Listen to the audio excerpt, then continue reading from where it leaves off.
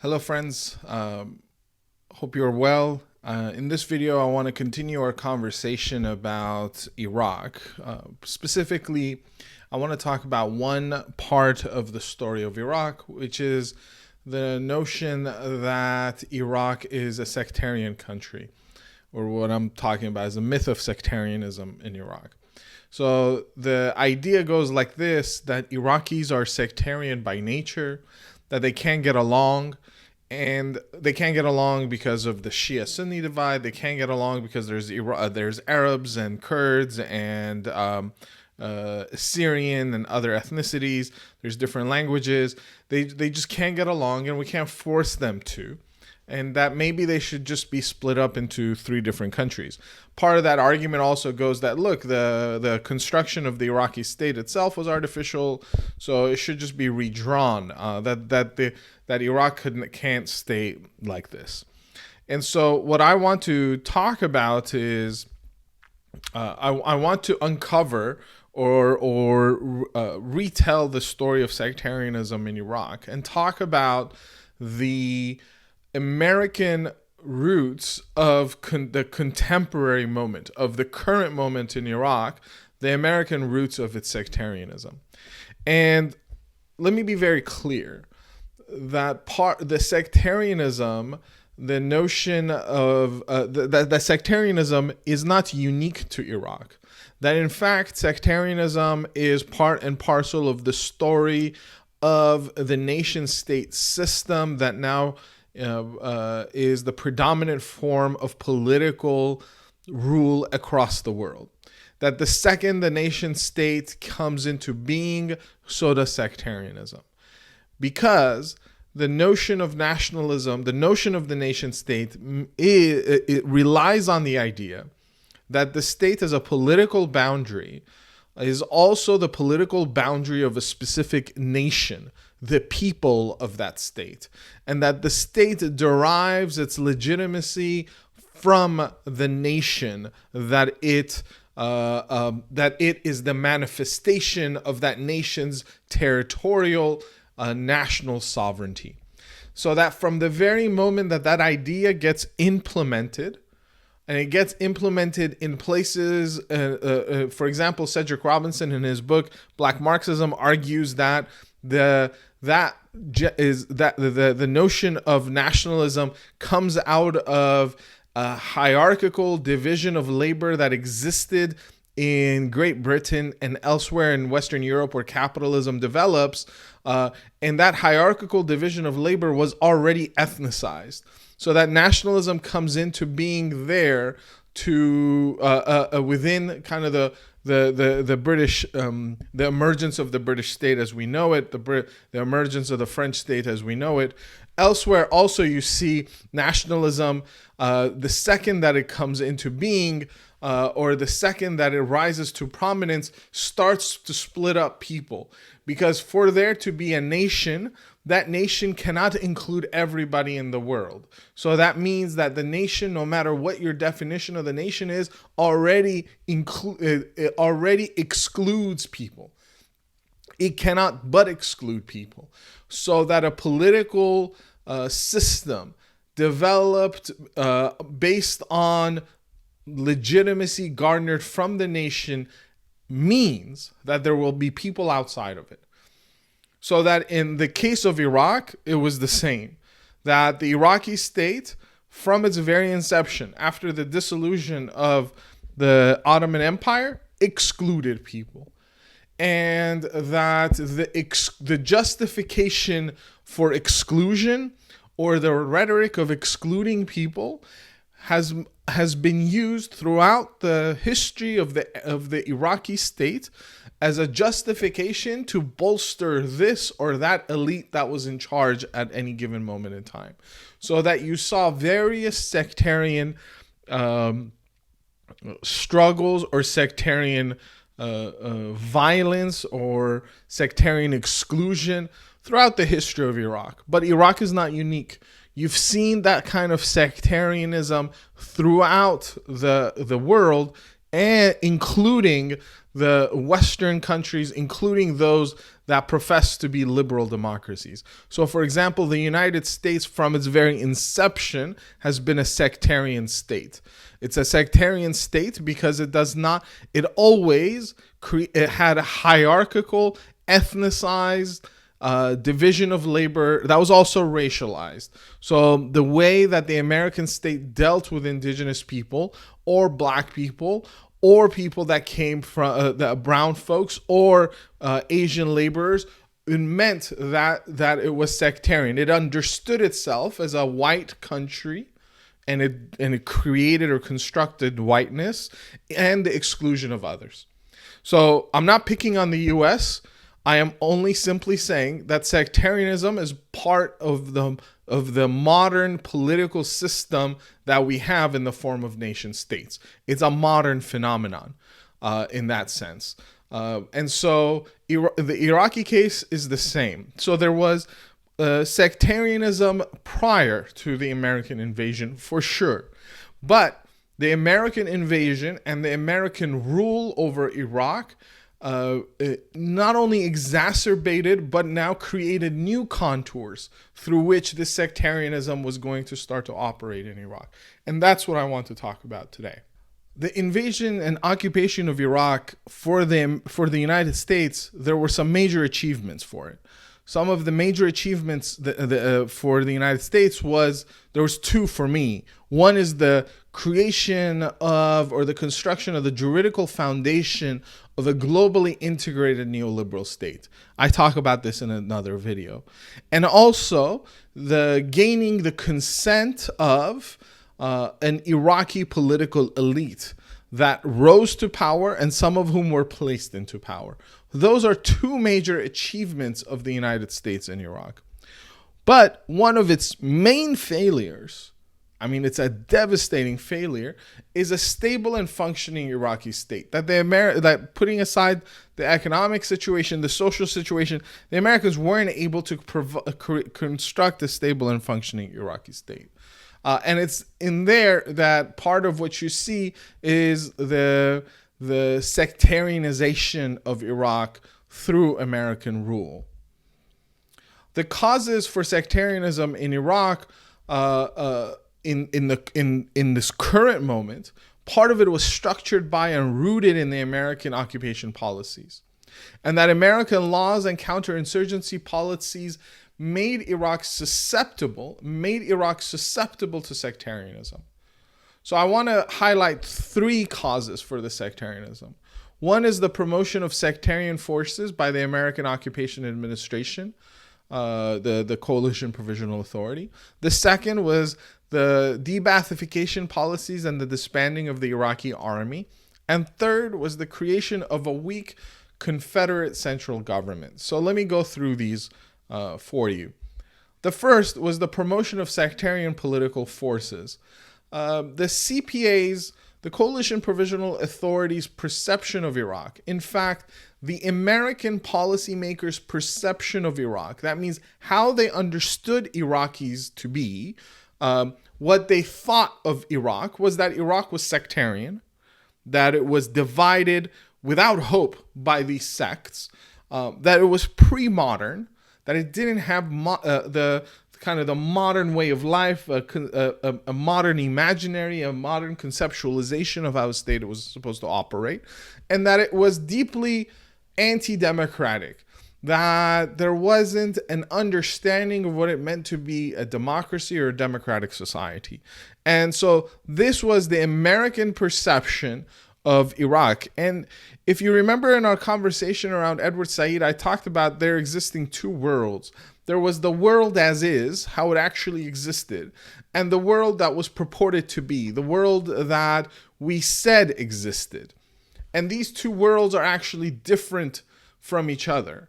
And this is what I'm arguing here, that there was the Iraq that actually existed and how Iraqis related to each other, and there was the Iraq that the American policymakers imagined there to exist. And when I say American policymakers, I mean Democrat and Republican. This is not a Republican issue. In fact, the Democrats were more vociferous and insistent on this fantastical notion that they had of Iraq, including the Democratic candidate for presidency currently, Vice President Joe Biden. He was big on the notion that Iraq was sectarian and there was no hope of putting it together, so you should split it up into three distinct states: one for Shia, one for Sunni Arabs, and one for Kurds. So this was the American perception of Iraq. The problem was, given that they perceived Iraq as such, they're going to start to act on Iraq based off of their idea of Iraq as opposed to Iraq itself. So one of the things that they thought about Iraq was based off of their reading of the Arab Mind and other books, other Orientalist books that some of these policymakers would read, some of the military officials would read in their attempt to understand what Iraq was. So, in a sense, what ends up happening is that the occupation rules Iraq based on its misconceptions of Iraq, as opposed to its understanding of Iraq as a historically, sociologically, politically. So one of the things that the Coalition Provisional Authority does is set up what is called the Iraqi Governing Council. So Paul Bremer does this, and this was a titular group, meaning that a group that didn't really have a lot of power, but Paul Bremer creates this group in the hopes of starting to build the Iraqi political class that it was then going to transfer power to. This titular group, this Iraqi Governing Council, they developed based off of a sectarian quota system. So they said, okay, if a third of Iraq was made up of these kinds of people, then a third of this group had to be constructed by these types of people. So then they went out and they looked for people based off of their sectarian credentials. Are you Shia? Then okay, you could be included in this group, not because you represented politically a large segment of the population, because you had some ideas, or because people liked you, but rather because you claimed to represent that specific sect. And so what ends up happening as a result of that is then those people, the Iraqi politicians and those who are aspiring to be politicians in the new Iraq start to say, okay, people are getting seats based off of their sectarian credentials. So they start to trade in their sectarian credentials when they are talking to the Americans. So when they start talking to the Americans, they start by saying, I am Shia, I represent Shia, as opposed to, I am such and such person, part of this party, and my party believes in X, Y, and Z policy. So it all becomes about what party you belong to and what sect, what type of people does your party represent. That's how you get into the room to speak to Americans who right now, at this point, in 2003, in 2004, hold the key to whether you get into the political process and the new Iraqi government or not. And so here what you have is a case in point of divide and rule. Now, it could be divide and rule that was intended, with intended consequences, meaning that it might have been the Americans wanted to divide and rule, or it could be unintended consequences of intentional actions, that the Americans set up a sectarian system, but they did not intend necessarily to create a sectarian system or legacy thereafter. The problem is, it doesn't really matter. Once you commit the act, the consequences, then you are culpable for those consequences, regardless of what your intentions were. The Americans could not get the buy-in of two figures that were very important. One was Ayatollah Ali al-Sistani. This is a clerical figure, and he is very important for the Shia in Iraq.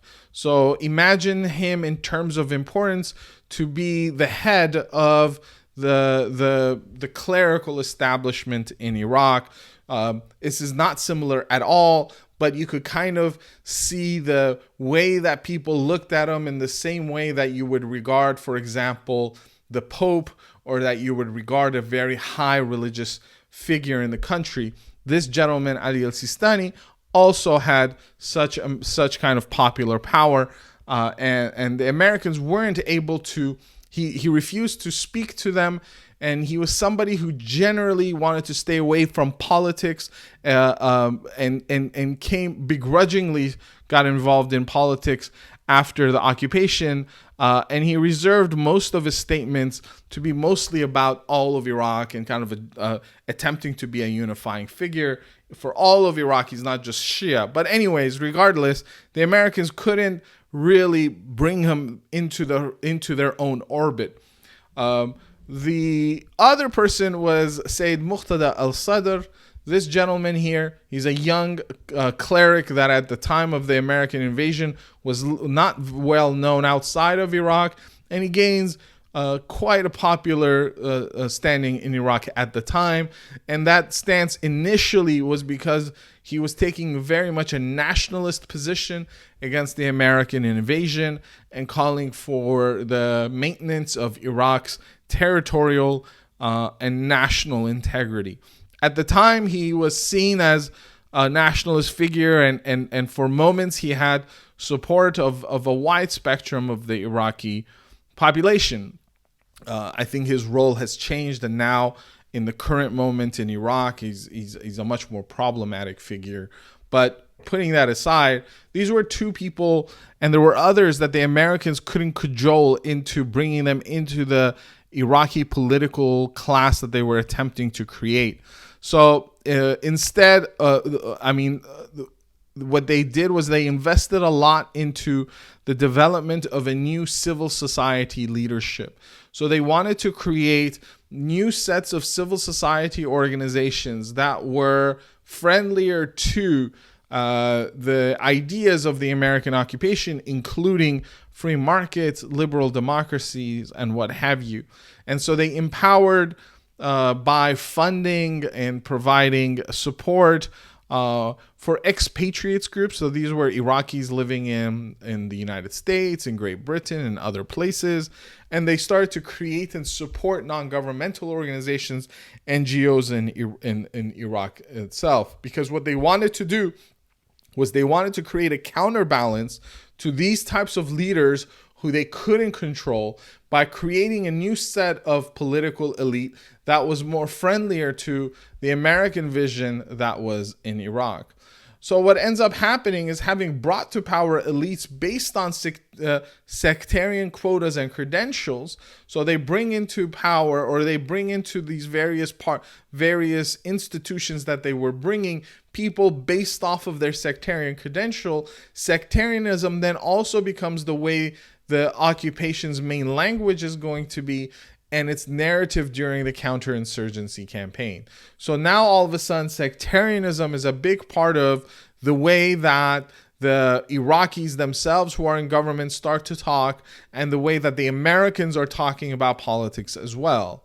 So that everything becomes divided based off of, when you're talking about Iraq and the Iraqi society and the Iraqi political class, based off of where you fall under the sectarian kind of hierarchy, a sectarian hierarchy that the Americans believed existed. And they believed that the only way that they were going to be able to deal with Iraqis is to deal with them one by one, sect by sect, as opposed to creating a new Iraqi community, because they just didn't necessarily care for that at the time. So the other thing that they do is they run the counterinsurgency campaign in Iraq based off of these sectarian ideas. So what that creates is the counterinsurgency itself becomes sectarian.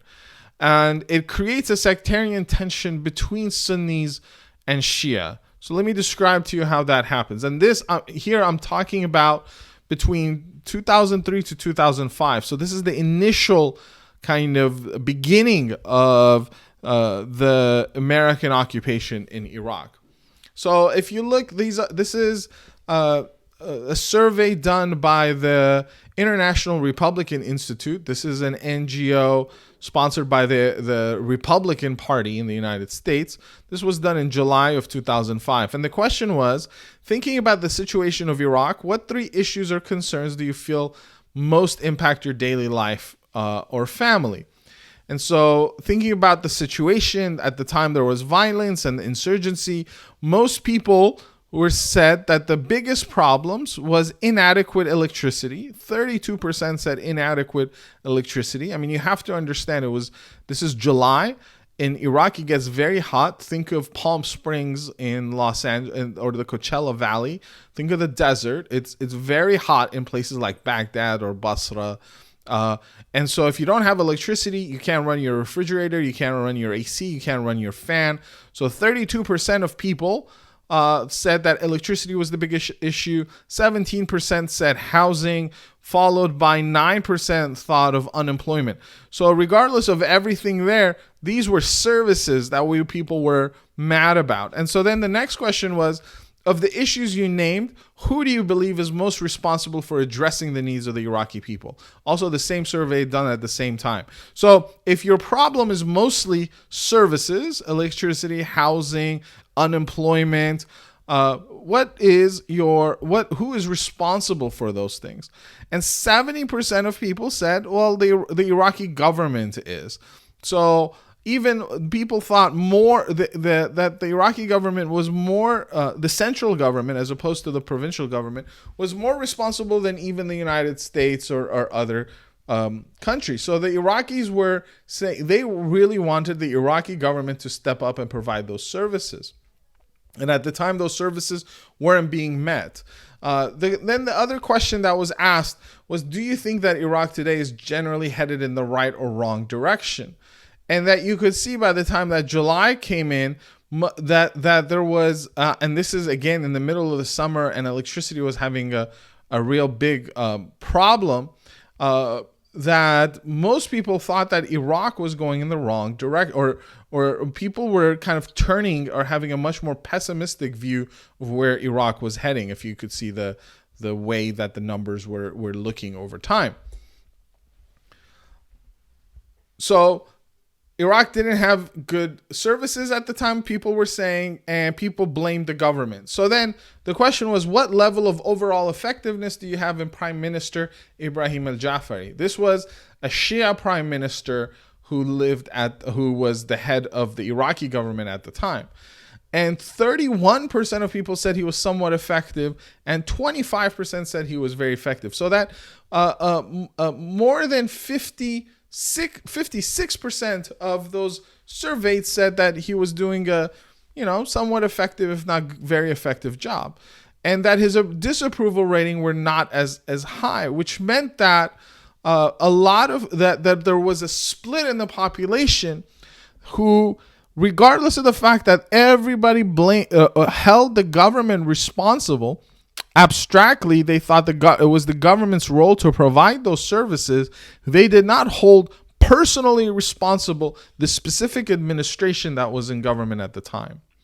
And this was because what was happening at the time was you had an Iraqi government and political class that did not have a lot of power. Much of their power in terms of who was investing, who was running the everyday operations, was coming from the occupying forces, from the American and British forces that were at the time the most numerous forces in Iraq. Again, we're talking about 2005 here, right? So much of the forces that were the people running Iraq were the occupation forces, and then you had the Sunnis and Shia who were being surveyed. The government and the occupation was not providing, or was not able to provide, any services to people. So no services whether you're Sunni, no services if you were Shia. The Shia, however, when they wanted to hold somebody responsible, they were told by the occupation forces that the main problem to the lack of services were Sunnis and the insurgency of the Sunni population. That the problem was the Sunni population in Iraq was undermining the reconstruction of Iraq. And the Iraqi government, the political class itself, the Shia political parties themselves did not have the power and did not have the capacity and were too incompetent to provide services. But when they were held to account by their Shia constituency, they blamed the Sunnis for the problem. And they were aided and abetted by the Americans, who also sang the same tune. And for the Shia, the Shia population, this was a big thing, because the Shia population weren't necessarily friendly to being occupied. However, they said, look, we will have more patience with the Iraqi government. But they, in return for their patience, they saw no services, which was then blamed on Sunnis. The Sunnis, on the other hand, saw the problem of no services as the government itself. And they said that this government was a Shia government because of its sectarian kind of quotas, and that they blamed excuse me, the Sunnis blamed the Shia for their support of the occupation. And so instead of both of these populations then directing their accountability, directing their anger at the Iraqi government and the occupation that was sponsoring that government, they turned it against each other. And thus you started to see sectarian fights. And once that sectarian fight started to occur, once that sectarianism began, then sectarianism has a tendency of regenerating itself.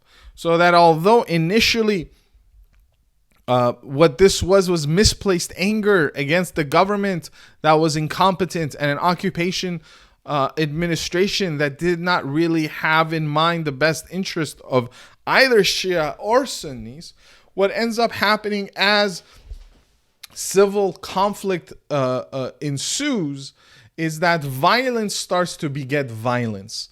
And that violence, because it looked sectarian on the surface, starts to become sectarian, and then the violence generates and causes and maintains itself to move forward in a sectarian dimension. In other words, if you and I are fighting, and we're fighting on reasons that the reason why we're fighting is for reason X, and in the fight that we have, I end up killing your uncle, or hurting you and demolishing your house. Now, even though before the reason why we were fighting was for reason X, now the reason why you continue to fight is now you have a personal stake in this fight because I killed your uncle. Now you want revenge, or now your house was destroyed. Now you have actual reasons that are very personal to you for why you need to be in this fight. And so that reason X no longer matters. So that this thing that starts in 2003 to 2005, where the Americans blamed everything on the insurgents, and they said that the insurgency was Sunni, even though the insurgency at the time was not Sunni, it was Sunni and Shia. It was across the Iraqi society. The Americans kept talking about the insurgency as Sunni. They called it the Sunni Triangle, for example. And so they blamed all of their shortcomings in Iraq on the insurgents for so long that they turned the Shia population themselves against the Sunni population, all the way until the year 2000, when there was a so-called surge under the President Bush administration. And the only thing that changed in the surge was not necessarily that the Americans had more troops in Iraq, but that all of a sudden the Americans started to collaborate with and started to bring on board the same very Sunni populations that they first said we're not going to deal with in the government. So this was how the sectarian counterinsurgencies that the Americans led in the early part of the occupation between 2003 and all the way until 2007 created a sectarianism that was going to kind of maintain itself on autopilot almost. The second reason for or the second kind of reason for this intense sectarianism that you saw occur in Iraq after the occupation was the de-Baathification policy of the United States. The United States government said, we are going to cleanse the Iraqi government and the Iraqi society of the Ba'ath Party, the party of Saddam Hussein, and the ideas of the Ba'ath Party. They called it de-Baathification. The first order that was signed by Paul Bremer, signed on May 16, 2003, was called the de-Baathification of Iraqi society.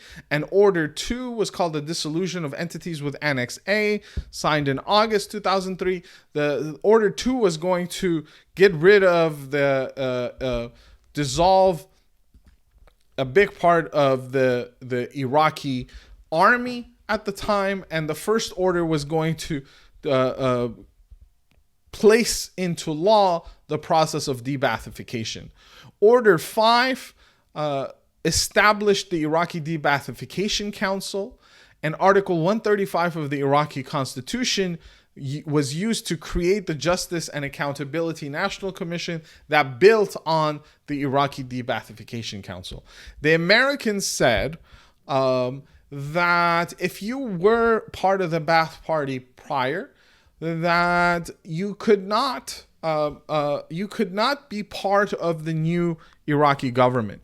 And so de-Baathification policies created the groundwork for legal retribution, legal revenge, and bureaucratic cleansing of anybody that was part of the Ba'ath Party. And you have to understand, during Saddam Hussein, the Iraqis joined the Ba'ath Party as a way to gain entrance into government jobs. You couldn't get a government job if you were not a card-carrying member of the Ba'ath Party, for all of the authoritarian kind of anti-popular, authoritarian, bureaucratic mechanism that was the Iraqi state at the time.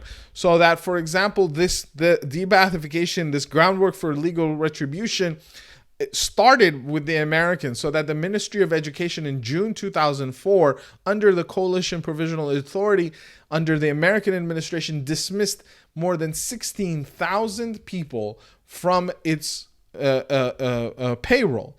And a lot of those folks were teachers. Teachers who got their job in the Ministry of Education, and they were card-carrying members of the party. These were not high echelon people in the party. They were not part of, the high ups in the government, but they were dismissed nonetheless.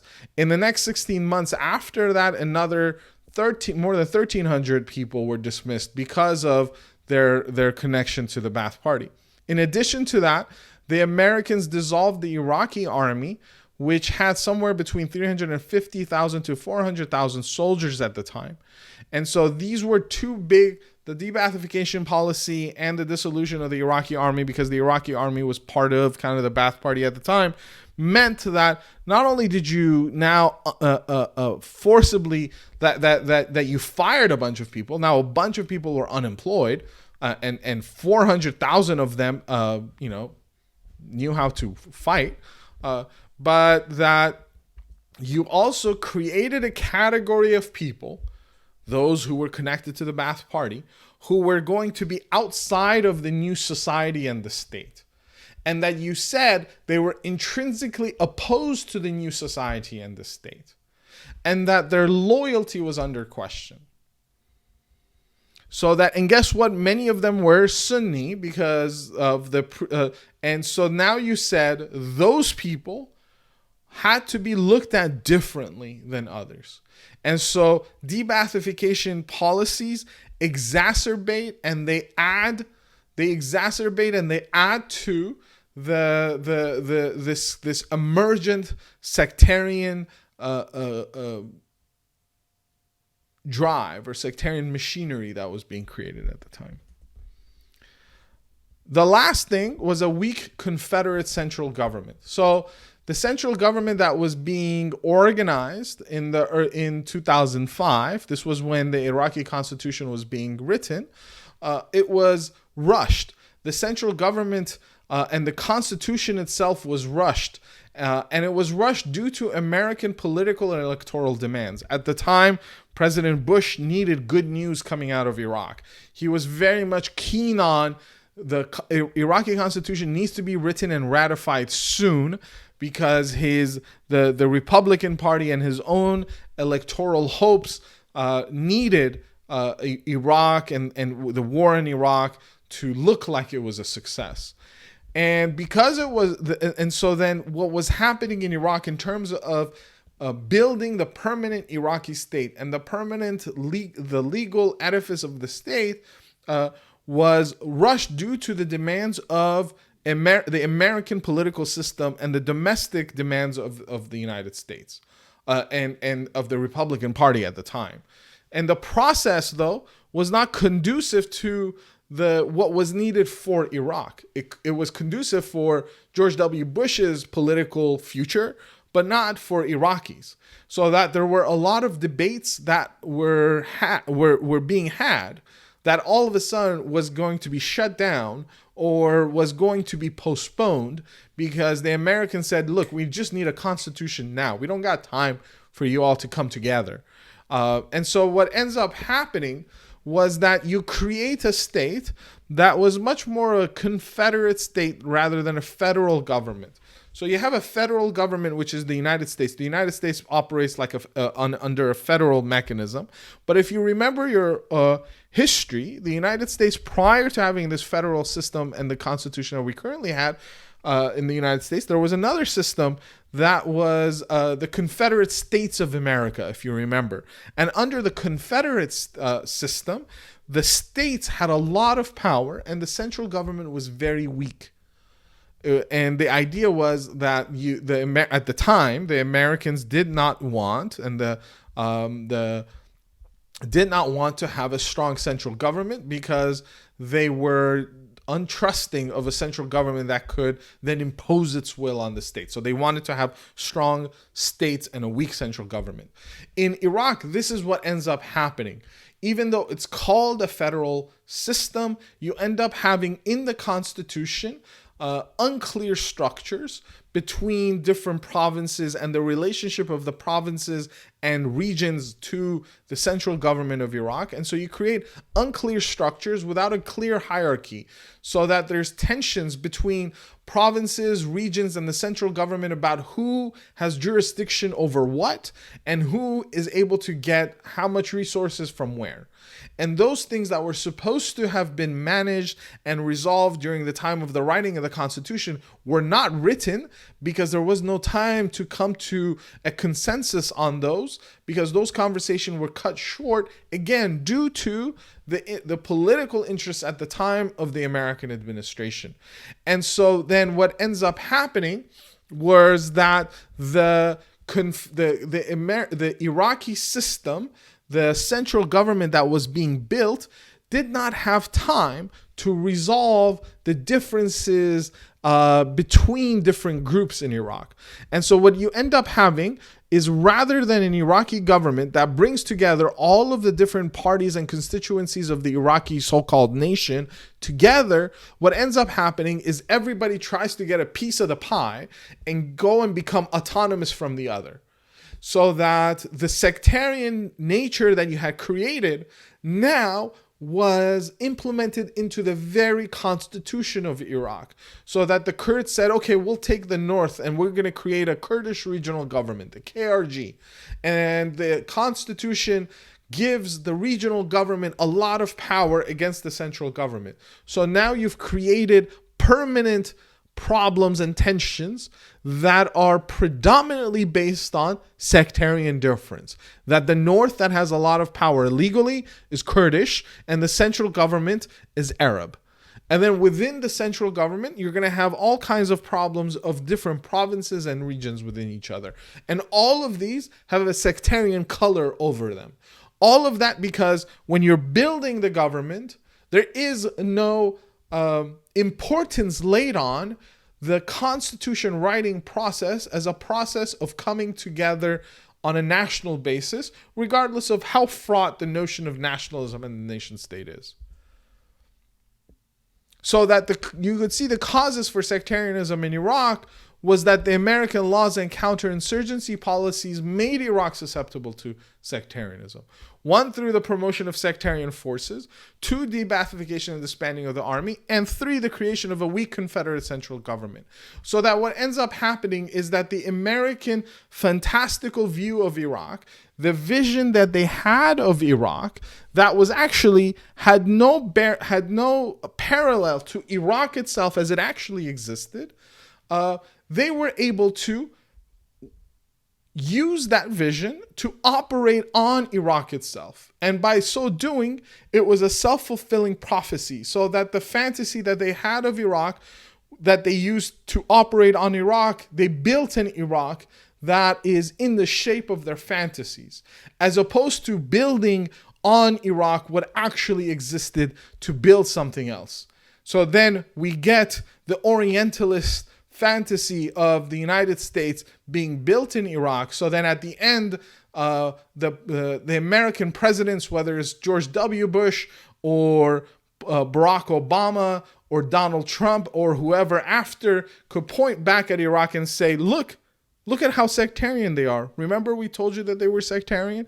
This is why they need our help, because they can't get it together themselves. And in that story, what gets missed is the culpability of American policymakers laying policies based on fantasies of other places as opposed to those other places themselves. Thank you.